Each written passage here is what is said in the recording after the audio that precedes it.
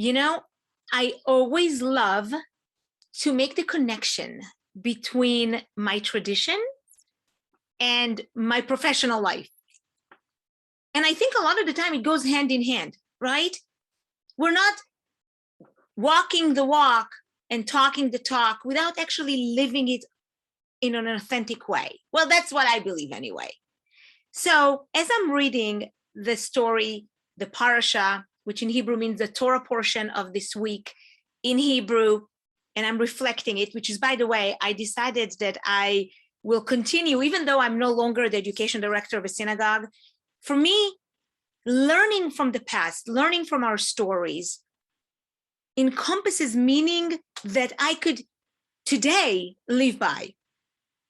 And the story I was reading today in Parashat Lech Lecha, and I have it right here, look at that. I'm reading it right there. And there's a lot of things in this Torah portion, a lot of things in this Torah portion. And one of the things is a vision that Abraham had. And God tells him in this vision, and he says to him, after these events and talking about what happened before, the word of Hashem came to Avraham in a vision, saying, so just the idea of the word vision, in Hebrew, by the way, it's the same word as a play. So what plays in your head? And God says, fear not.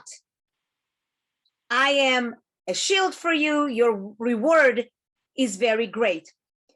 And I just focus on that word, a vision, or as we say in Hebrew, a play in his mind. What was playing in the mind of Abraham? He was thinking, what am I doing all this work for? I don't have children. What will be the future? What will be the legacy that I will live and leave for other people? Why am I living this life that I have? And I connected it instantly with the thoughts that every time we have a play in our mind, so often we tend to think negative thoughts.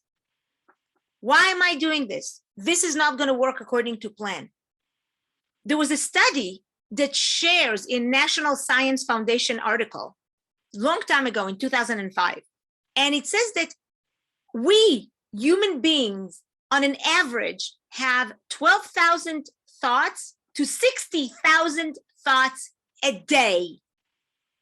Can you imagine if we activate or took an action on every thought that we had going in our brain? We will be running around like a chicken with our head cut off, which, by the way, it's a legit thing. Chickens do run with their head cut off. But we're not chickens. We're human beings. In the same study, it actually mentioned that out of all the thoughts that we have, 80% of the thoughts are negative. Just like Abraham. He had this play in his head. What am I doing this for? I don't have children. What is the purpose of it all? We tend to do that too. It's a human trait to think a thought that most likely will be negative. And we can trace it back to our history. We were always on the guard. The brain is intended to protect us, to keep us safe, to keep us in line, not to experience something new. Because it could be dangerous. We can eat that green leaf or green fruit and it could be poison. So we were very alert as human beings. It's really interesting because also there's a study, Cornell University, that says from all the negative thoughts that we think, 85% of the negative thoughts that we go through our brain never actually happen. So why do we have these negative thoughts? Because that's the automatic way that we learn in our brains.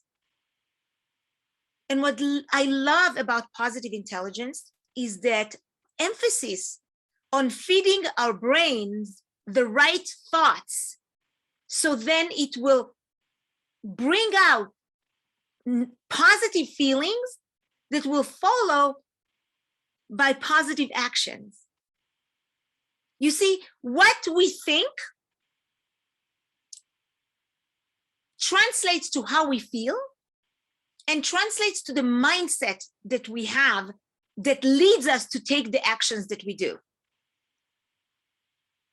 And all these thoughts are coming together for me because of this one sentence in today's Torah reading, in this week's Torah reading about Abraham. So I want to offer you the opportunity to right now connect with your thoughts. So often we have saboteurs that coming up against us. Me too, me included. I always think, oh, am I judging right now? Because so often we judge. This is the universal saboteur that we all have. It's that idea of judging ourselves, judging another person, judging the circumstance. If you have this judging and you want to stop with this judge, so here's what I want you to do. I want you to take your cell phone. Okay, I want you to take your cell phone and I want you to text the word positivity to the number that I will tell you. Okay, text it to 66866. Just type that. And then you will be invited to enter to my world where I will share with you an awesome gift that I created. And it's called the Roadmap to Positivity, where we go on this journey realizing that we have our past and we also have our future. So that I actually made it a visual image of this road with one that goes into the past and one that goes into the future, but it comes together at the end, right? Because this is our journey, this is our life. And the more we think, train, practice to be mentally fit, to have the capacity to handle life's challenges and the chatter in our heads, the play that Abraham had in his head, the more we are practicing to lean into the positivity, to lean into the love, to stay away from the fear. As God said, do not fear. Step away from the fear into the love with eyes wide open and practice that. I would love for you to join this group, to join my network, and please do message me if you have any questions about what I just said, or send me an email and join me. Positivity 66866. And I hope to see you on the other side. Okay, bye.